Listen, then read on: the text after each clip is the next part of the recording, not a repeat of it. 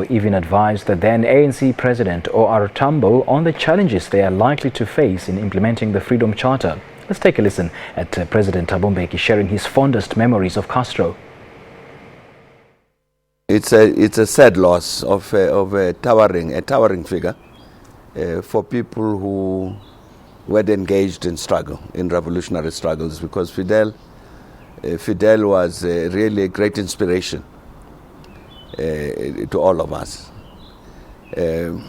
But even more than an inspiration, very much involved in our own struggle here. Some of our best military cadres actually were trained by the Cubans. Very, in that sense, very directly involved in Cuba. And they worked very well with our military cadres in Angola, with MK.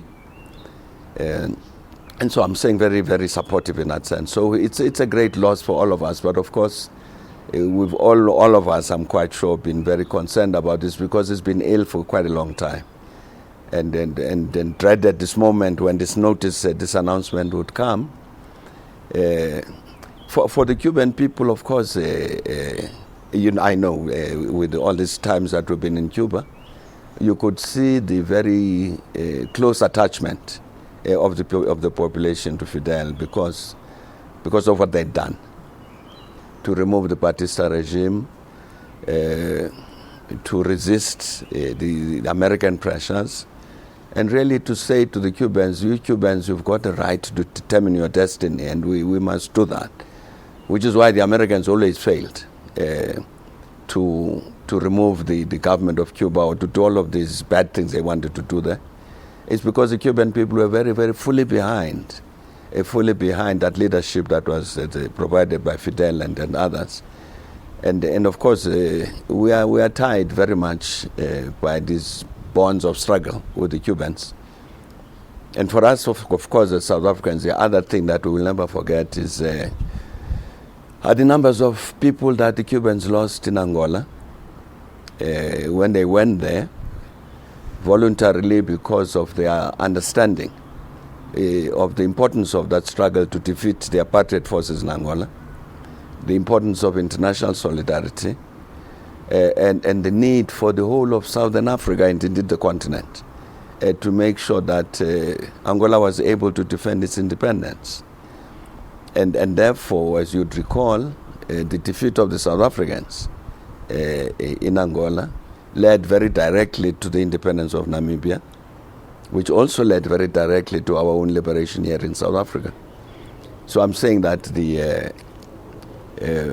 there's that very, very close connection between us as South Africans and the Cubans, and that includes what the Cubans then offered to do. They said the apartheid system had meant that many of your people would not have the necessary skills that a democratic South Africa would need. And therefore, whatever resources we have in Cuba are available to you people. That's why we trained so many doctors and continue to do so in Cuba. And something I think that is not known, even mining engineers, because of this mining industry here and its size, its importance. Again, the Cubans said, no, let's do something to help you to get these mining engineers, black mining engineers, whom we didn't have. So I'm saying that, and therefore you have a very extensive set of interactions between us in terms of the struggle to defeat apartheid and in terms of the struggle to develop a democratic South Africa. And I'm sure that for those of us who work directly with Fidel, with the Cubans, I'm sure that we'll share that sense of grief and loss that obviously the Cuban people share now when they heard the news that Fidel had passed away. The first time I met the Fidel was in Havana. They had invited an ANC delegation which was led by the late Oliver Tambo. We went there. I was in that delegation. And they were very keen that we should discuss the Freedom Charter. So before we left Lusaka, I think thrice this message came that Comrade Fidel is saying, please, let's be ready to discuss the Freedom Charter. And we were a bit puzzled as to why this interest. But anyway, we got there, and indeed there was a discussion on this. What Fidel and the others were concerned about was the capacity, the need for the democratic revolution in South Africa to succeed. And therefore the importance that we didn't do anything which might lead to the defeat of that democratic revolution. So the reason he wanted to discuss the Freedom Charter, he was saying, you see, in the Freedom Charter you talk about nationalization of banks and mines and all of this. Will you have the capacity to do that and simultaneously defend the revolution? Because those property owners and their allies across the globe will then launch a major offensive against you if you do that. Don't you need, first of all, to win this political victory, entrench yourselves, make sure that you are properly prepared to take on battles of that kind? And they gave an example of what had happened in Cuba. Because they say that, for instance, there's a particular kind of rum I'm not supposed to advertise. There's a rum which is very well known globally, which was a Cuban rum. Family owned the company. And then the company, after the revolution in '59, the company left and went to Bermuda. And they took with them the brand name of the rum. And then they explained to us how rum is made. That the rum you buy in the bottle is a mixture of young rum and mature rum.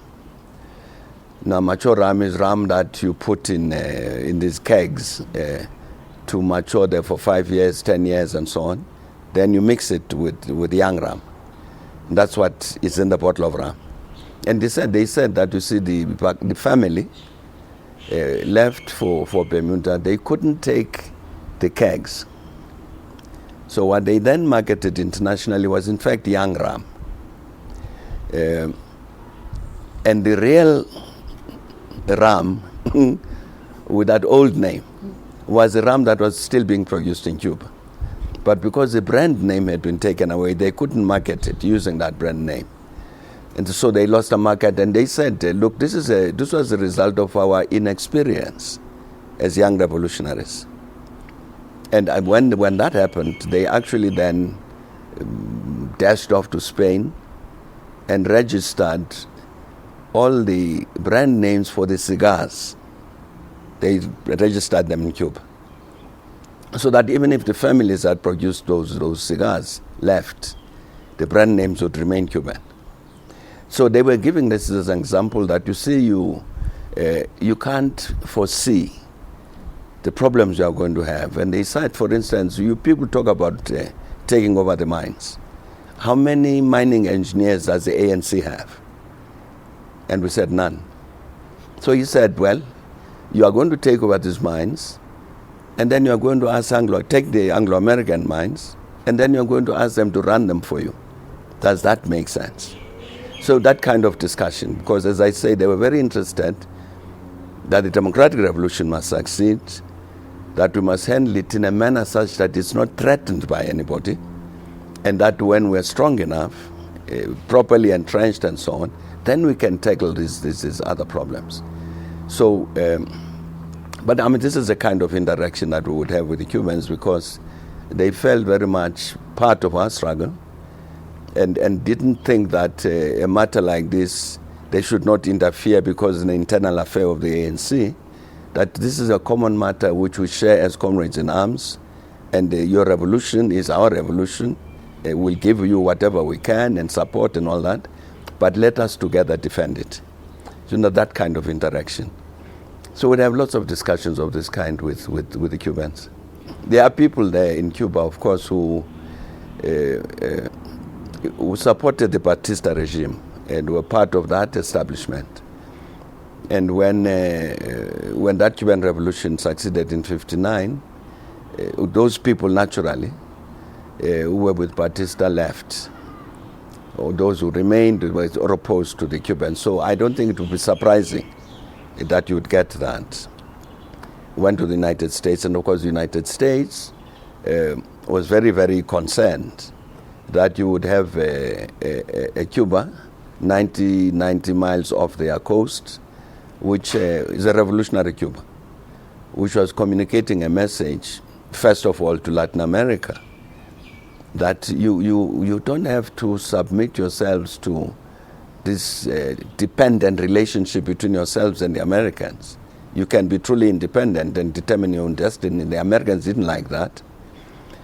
And of course, because of the threat that the US posed to the Cuban Revolution, then they agreed with the Soviet Union that they must defend Cuba, which is why the missiles were put there.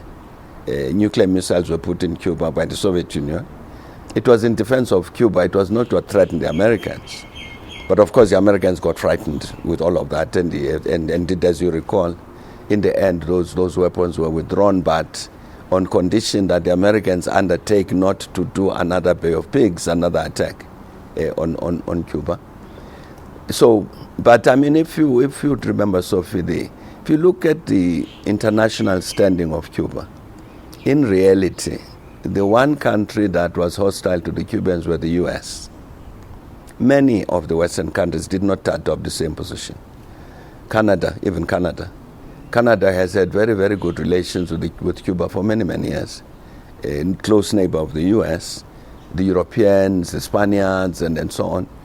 So the people might disagree that you had the Cuban Communist Party as a ruling party and the one-party state and all of that. But it didn't mean that they therefore, the Canadians or the Spaniards and so on, or the British would then declare war against Cuba as the Americans did. So I think the Americans themselves were isolated in terms of the hostile attitude that they took towards Cuba. And of course, in the end, you would have seen also that the Latin American countries also rebelled against the positions that the US were taking against Cuba. So in the end, the Latin Americans themselves were saying,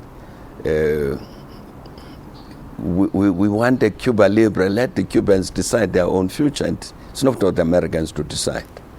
So I'm saying that in the end, really it was basically the US internationally. And supported by these people who left Cuba, many of whom had supported the Batista regime, and many of whom, of course, I suppose, did not like to see a socialist Cuba. But I mean, the majority of the population of Cuba stayed very loyal to the revolution, very loyal to the government.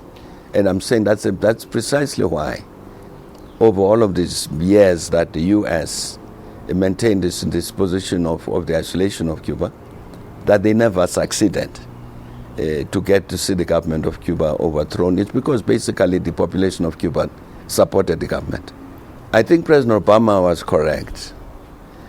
The US policy whose focal intention was the overthrow of the Cuban government and the change of the system in Cuba. That thing had failed over many decades. It was pointless. It was never ever going to succeed. And I'm saying in a situation in which the rest of Latin America had turned against the Americans on this Cuban matter, clearly the Americans were feeling even more and more isolated on this thing. The policy is not working. All it's done is just end us a lot of enemies or opponents. Why do you perpetuate it? It's not going to do anything to the Cubans, but it's producing negative results for the US in terms of system of international relations. And I think that President Obama and the others were quite correct, even in the interest of the US, to say let's abandon this unproductive and counterproductive for the Americans, a counterproductive policy of the attempted isolation of Cuba.